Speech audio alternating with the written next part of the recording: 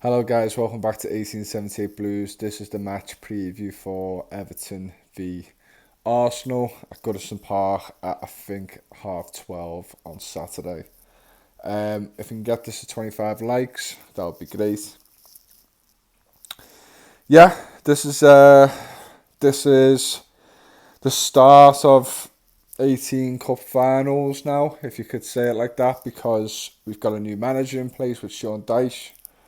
Um, made no signings. And yeah, this is it now. This is it. This is what we've got to work with, and we're going into a game where Arsenal, everything they touch turns into gold. Um, Quite similar to Newcastle this season in some respects. So um, they're flying, aren't they? They're absolutely flying. I've never been more worried to play Arsenal in my life. Um, Normally I go into it.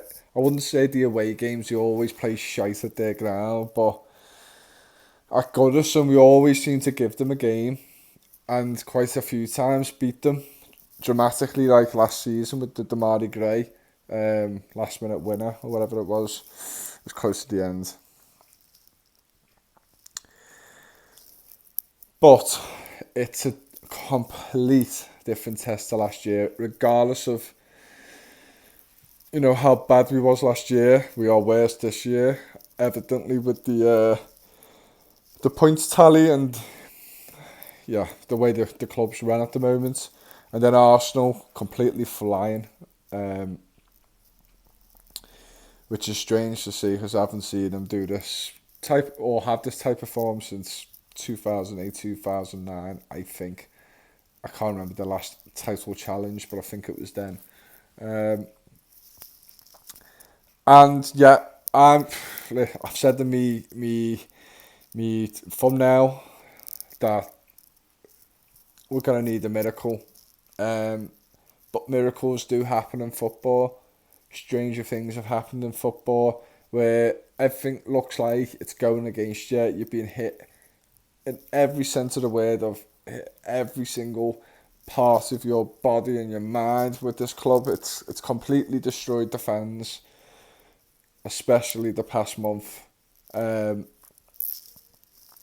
and it's all kind of expected that we're going to get absolutely hammered. And it could happen. It could happen. I'm not denying it. I'm not denying it because stats on paper and everything and the two teams facing each other, the starting 11s, they are far superior than us. Far superior. They've got an identity.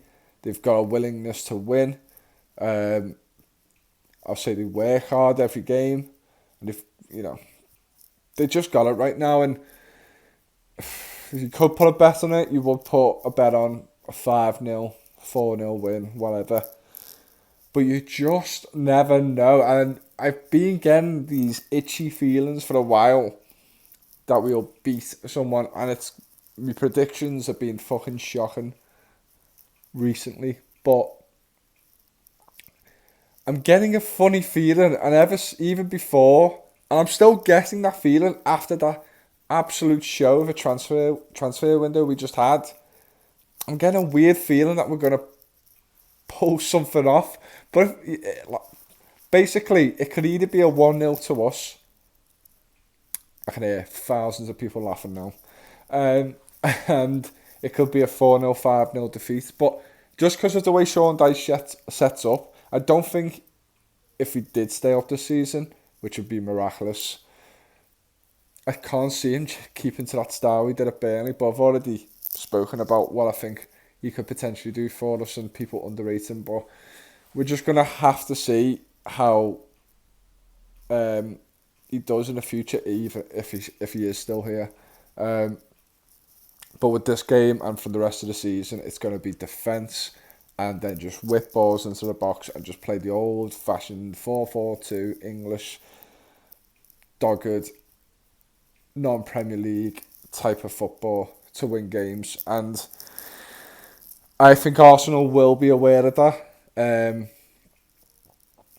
And that's why in my head, really, I don't think it's going to happen. But I just, when you just have that, like, tiniest fall. And that's sometimes called daydreaming. But it's, I just have a feeling that because everything's been against us, we're going to get something out of nowhere. Because it feels weird to me that we've been beaten by all these teams who are in and around us. But when I'm looking at Arsenal and Liverpool, I can't, the next two games for us, I can't see us getting beaten in both. Now, someone's probably going to clip this and it's going to go back and go, fucking, you're an idiot. How did you think you're going to pick up points against these, even though Liverpool being shite this season? But, I don't know. And if you're going to ask me, if the formation to me, 4-4-2, I don't want to see Michalenko at left back, but you never know with Dyche. And with new managers coming in general, they might just see a player which another player didn't fancy, another manager didn't fancy or did fancy, and change it up. So I just don't think Michalenko is good enough. It's going to be a very similar team, but I do think he's going to put Mopé in or Ellis Sims. And that's how I think it's going to go, and it's just going to be a dogged fight. I think the fans are going to be up for it, and I do agree with Dyche. I watched his post pre-match interview and pre-match interview and his kind of presentation and whatnot. And I do believe in what a lot he says. He was saying, he wasn't promised anything about the signings. He was really working hard that day. And he said there is quality in the squad. You need to get the best out of them. And you know what? We'll find out in a few months' time if Lampard really wasn't up for the job and he just didn't have the skill set for it. If he can get these bunch of players, bang average players in my opinion, performing at a consistent level and at a level we haven't seen for a while from them. But you can say the same thing when Benitez left and Lampard come in. It was a bit up and down at first, but he kept us up when we didn't look like we was going to stay up last season. So it could just be a new manager's bounce. So don't want to. That's what I'm saying about 2-3 months. Maybe like it gives us a better perception of what he's actually done at the club and how he's got these players performing the way they are. But that's future talk. But there could be a new manager bounce. It doesn't always happen, but at the end of the day, I think Arsenal are going to know they're going to be in for a game. I think the Goodison's going to be rocking. I think the fans, including myself, I'll be watching it. Surprise, me watching a live Everton game and not being in work. But I've been specifically asking work, if it's an Everton game on, I don't want to be in. And I'll watch it, give me review, and then I'll do whatever I have to do the rest of the day in work. So I'll be watching it, and I won't be going on political rants about the club or just anything to do with the board. I'm focused on this team right now because the board's let us down enough.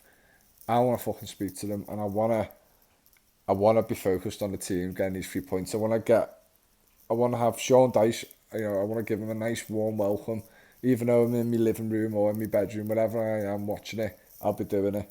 I'll be clapping for them, and I'll just hope the best for them, and I hope the fans do. And I just don't want. I think he made an important point on negativity. He's been there and done it. He's seen players getting booed and whatnot, and the team's not playing very well. He said it makes such a difference to a player when there's positive feedback from the crowd or the crowd's backing you up. And I don't think he's saying we haven't been backing the team, but I think just with all the hysterics around the board and that for the past month or so, or a few months, it can bring it onto the players and it can put that added pressure which they might not need at this moment. They might just need the support, and it's evidently, even though these are very bang average players in my opinion, it's clear that their confidence is low on the pitch. So yeah, I just hope we get at Arsenal. I just wish, if we play well and we get beat, it is what it is. Obviously, don't want to get beat, but I want something. I want at least at the end of the game to get something positive from it. How to keep Arsenal out? Odegaard, to me, Odegaard just pulls all the strings. You've got Saka, who's playing brilliantly. Martinelli, they're always threats on the wing, but I always feel like if you've just got a main man in the middle pulling all the strings, that's an issue. And I really think we need to get tight to him and just find a way for him to stop controlling the game. Because I said, pulling all the strings, if you snap the strings off, nothing's going to work. And it's going to be quite, how can I say it? It's going to be quite, you just, forgot the word. My brains just fell off then. Predictable, there we go. In how they're going to play, you know, I think if you really, really concentrate as a wing back or even a winger, concentrating defensively on stopping the wingers, you can do it. But if you've just got someone pulling all the strings, doing a perfectly executed pass or cutting the lines with a pass or just having some sort of control of the game, it's always going to be difficult. And I feel like the people in the middle, you need to stop them first before anyone else. And he's got a goal on him as well. So I think if you stop him, and I think we just I think we need to play with a bit more aggression as well, but just not aggressive like Gordon was, you know, being all big in it and being all big enough when he's falling on the floor, diving, getting up and getting in people's faces. That's not being aggressive. I mean, in terms of your play, shoulder bars, get into them, get stuck into them, never let them out your face. And hopefully the fitness levels are better, or he's going to improve them, because there's like a bleep test he did as well, but Dyche has gone, that's not me saying like the players wasn't fit before, and he said he does this all the time when he's at a club, just to see the fitness levels. But yeah, we're gonna have to back the boys, and just, even though we're not in love with this team, we're not in love with the whole club at the moment, you know, this still is our club, and we shouldn't be here again, but we are. And maybe it's just a real rough patch we're going through, but we're going to have to stick by the players, because there's no other way and there's no other choice. So yeah, 12:30, let's all get down there. I think protesting already before the games, I think there's a planned one as well.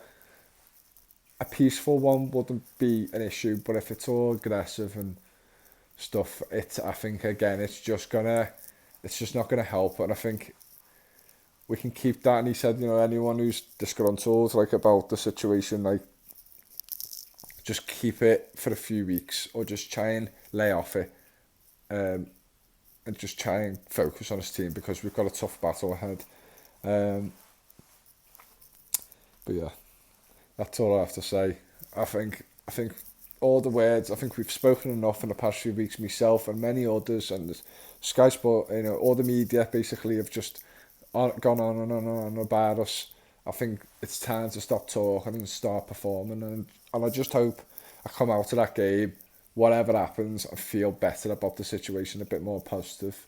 Yeah, I can't really give you a prediction. I mean, I'm just going to give you a prediction: 1-0 or 4 or 5 to them. But yeah, we'll have to see. Anyway, like, comment, subscribe, and I'm out.